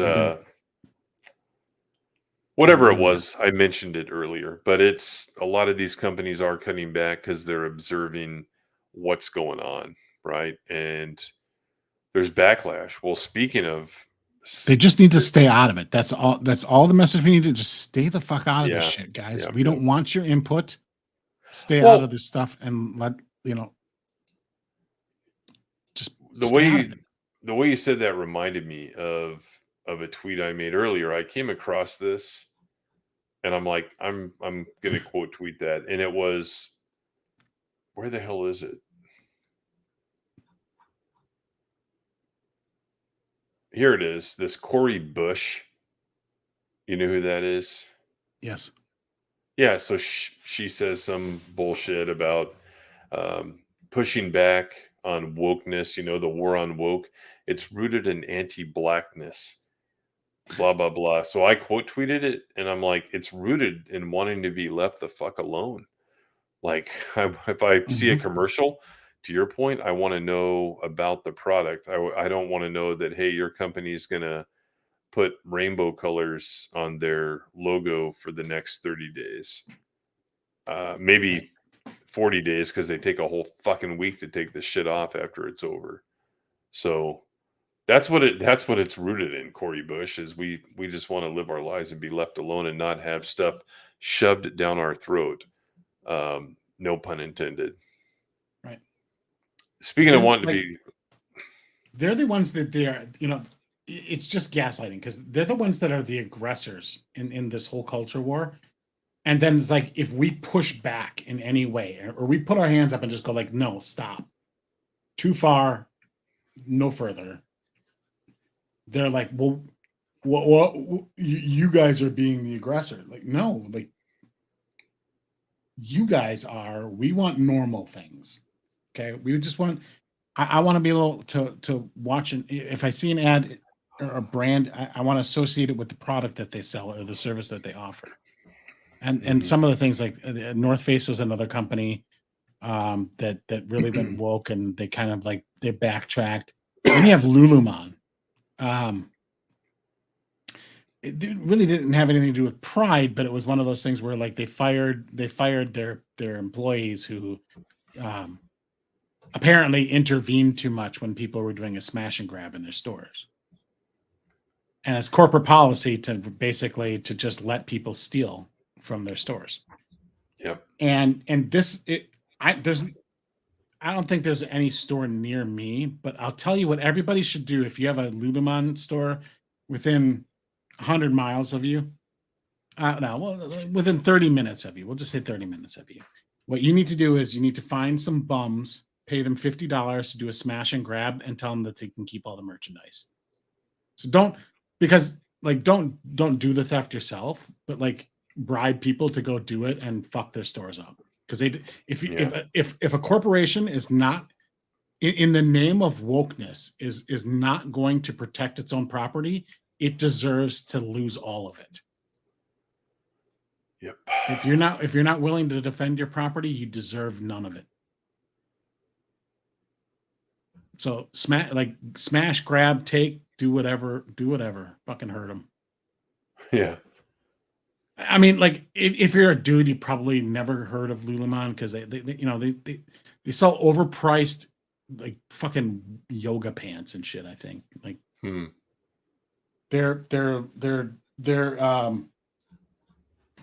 They're brand designed to appeal to college educated, snobby, stupid females. Got it. Yeah. So speaking of backlash, did you hear about this one right here? Can't see. Andy, no. Yeah, so was this the Armenian thing? Yeah. So, and here's the thing: it wasn't just Armenians; it was also, Latin Americans as well. Mm-hmm. Both of those cultures are pretty based and rooted in family values and stuff. So that's what you're going to start seeing more of. I've been saying this for almost 20 years now that like a civil war was coming. Well, there it is right there. And there it was in 2020, right? June, July, August, and so on. But he says, breaking Armenian American men fight against Antifa and far left protesters. What's the difference? Outside the Glendale, California school board meeting, immigrant families have been furious that elementary schools are doing pride events. Antifa have gathered to oppose the parents. So here's the thing. This kind of proves that like all these pride things are tied into the attempted communist takeover of our culture and society, because that's why Antifa is there. That's what you use as the victimhood to spur the change that they want to see. And that's what they're fighting for. It's not just, we're in Portland and wherever else and we're fighting for, for blackness and all that stuff. They're anything they can use.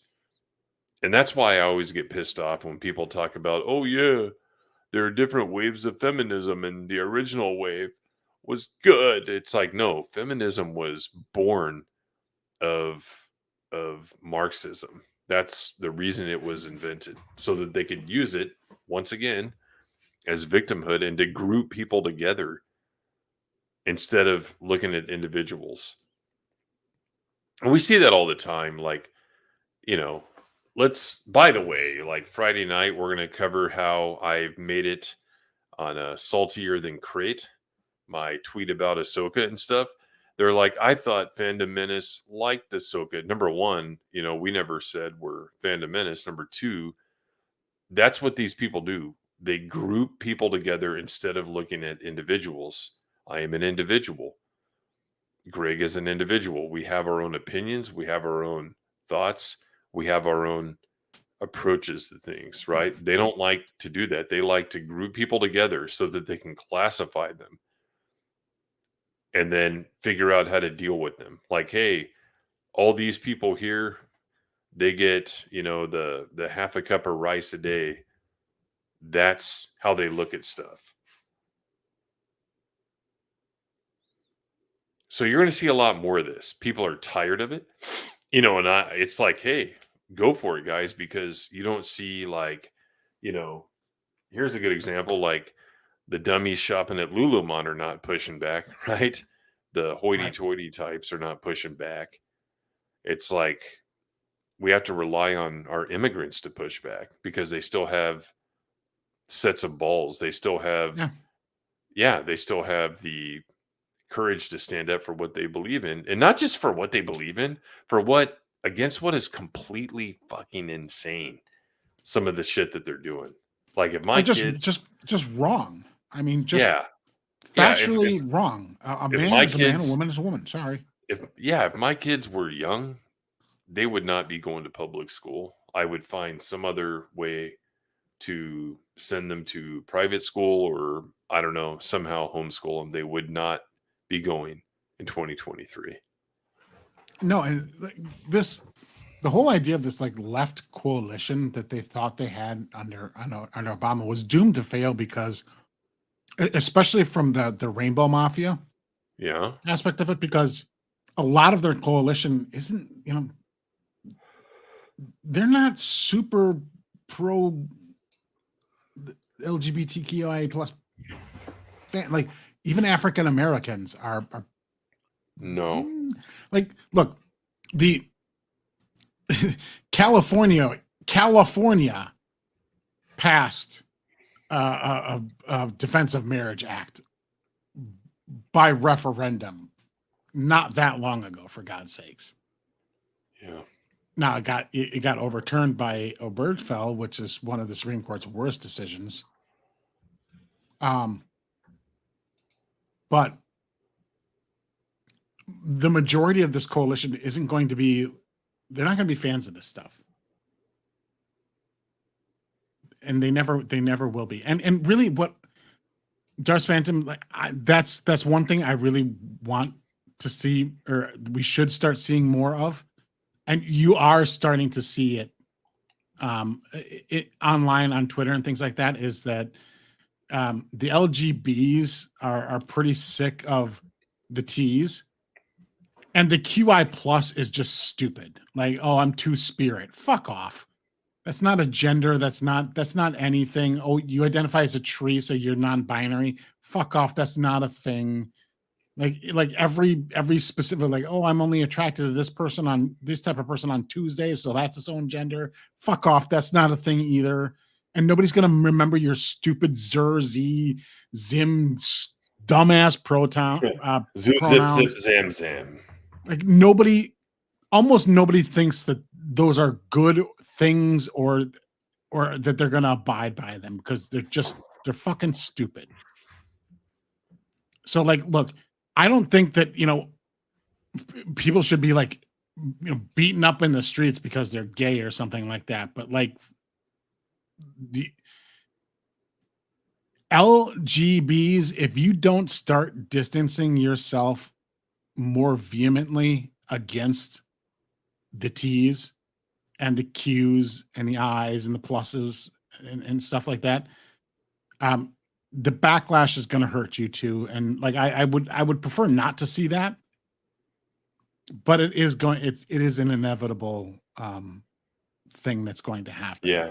You're going to get caught in some of the blowback. Right.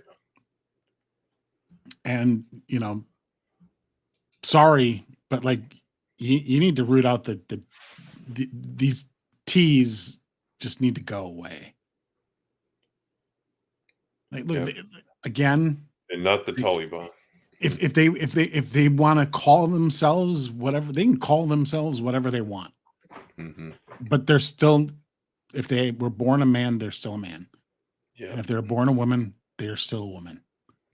They're a mutilated woman, or chemically altered woman, maybe, but still a woman or still a man.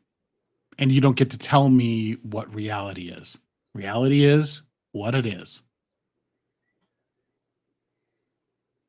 And you don't get to tell me that. And I will never abide. Right. But there's countries in the world like where you literally can get jailed for it now. Oh yeah. Yep. Oh, you can reason get that jailed Canada deserves to be invaded. You can get jailed for saying stuff and not saying stuff. So not good. But anyway, you're going to see more of this. It's pretty crazy, and at some point, yeah, you're going to have to make a decision. Are you going to take up arms and defend yourself or not? You can only retreat for so long until you have to make a choice. So pretty scary stuff. But that's the year that we're in. That's the decade that we're in right now. That's the kind of stuff that's happening. Yeah, guys, we've been going exactly 2 hours. And it is 20 minutes from midnight Central Time. Damn. Satanic pronouns. Yeah. We have been going that long, but it is a work night, so I got to start wrapping it up here.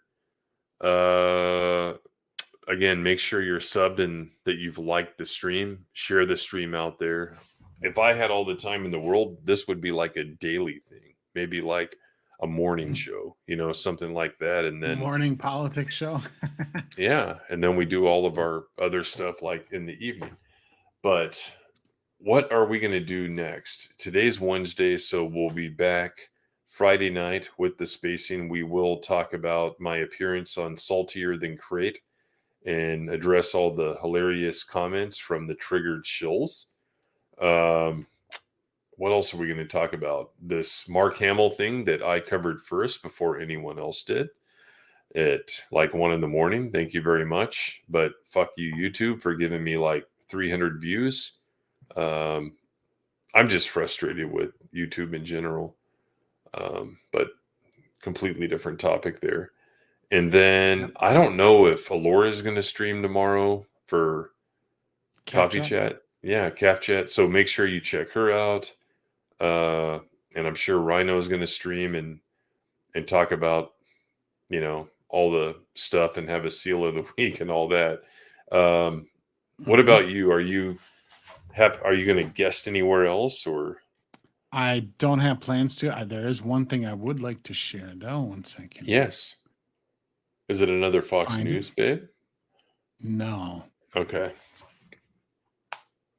But we'll do this. I saw this and I chuckled. Okay.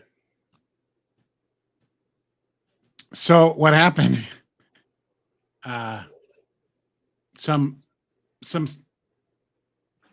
USA soccer players decided to play some like retired dudes, and the game ended due to the mercy rule. 16-0. So like it wasn't, they got utterly humiliated because they're inferior physically, biologically, physically inferior. And I would like, I don't want to frame this argument or this little information here around the whole, like, transgender in sports thing. I think the bigger issue, the more important issue, is that Title IX should be 100% repealed. Yeah. Title IX needs to go. There should be Agreed. I've no been saying that for a scholarships. decade. I think every sport should be single gendered. And no, I will not turn on notifications. Every sport should be single gendered, and if you can't make the team, too bad. If you want to read a good book, read Saturday Millionaires by Christy Dosh, and it explains how football pretty much helps the taxpayers, because if you didn't have football, NCAAF football, then you'd need a lot more taxpayer money to keep most of the universities running. Football makes a shitload of money, a shitload. It helps offset the expenses of the women's program sports that all not only that, it decreases money. Decreases tuition prices because it brings in general revenue. Yeah, but where I was going with that is Title IX sports, and actually not even Title IX, no other sport makes money. Not even basketball. It might. It's some of the bigger basketball schools make some, But on the whole, like NCAAF makes a shitload of money. So For all the TV money. good book, Saturday Millionaires. But yeah, there should be no female sports leagues of any kind. All sports should be gender neutral, and the best players should make the team and get the scholarships, and the rest shouldn't. Yeah. Period. But I also believe that, like, speaking of NCAA, I think I would end collegiate sports. The scholarship aspect of them, just pay the fuckers some money, and who cares? Who gives a shit if they graduate or what grades they get in worthless college classes that they don't really give a shit about or will ever use because they're pro fucking athletes. Yeah, pay them money, pay them what they're worth. Get rid of the entirely fake bullshit charade that it's a fucking, academics have anything to do with it. Right. Because it's such a fucking lie. Yep. Just make it a semi-pro, pay the athletes what they deserve to be paid. But don't kick them out because they got the free sneakers at some fucking local tennis shoe shop. Oh, illegal boosters. Fuck off. Yeah. They're paying for buildings, for Christ's sake. Yep. And they can't get free tennis shoes? Fuck off. Yeah. Well, thanks to everyone for being here. Fantastic show. I don't know when we'll do this one next, but we definitely will. Yeah, so we'll see you Friday night. It's going to be a great show. We'll talk about all the stuff I mentioned earlier and then some. Oh, that's what we're going to talk about. That's what it was. So the grifters are back. Oh God, yeah. So we're going to talk about that and make fun of the other grifters that are trying to call out these grifters and all that stuff. It's going to be great. Oh, you saw WDW Pro's tweet, did you? Yeah. Mm-hmm. WDW Con, get it right. Yeah. I saw that tweet too, and I'm like, oh, that's rich. Yeah, can't I can 100% confirm this is not true. Oh. I can 100% confirm that this is not true. Shut up. It's like you're all phonies to me. I can 100% confirm that your channels offer no value to the world. Well, here's the thing. I do not sub to that guy in any way, shape, or form, but his videos continue to get pushed on my phone. At the top, the little bar pops up, and I'm like, why am I seeing this? And why aren't people seeing my channel do that when they're not subbed to me? Fuck this shit. Anyway, we'll be there. It'll be awesome. Once again, this is Grounds of Expediency, and for Greg, I am Tim, and with the shield and sword, we are protecting you from the Horde.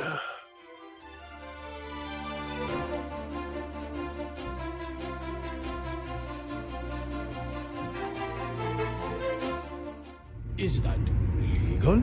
I will make it legal. Where do you get this bureaucratic bull? You have all the character references of a politician. Intelligence has nothing to do with politics. This president is not above the law. If the dirty air don't get you, the politicians will. The last remnants of the old republic have been swept away. These orders have forced us to declare independence.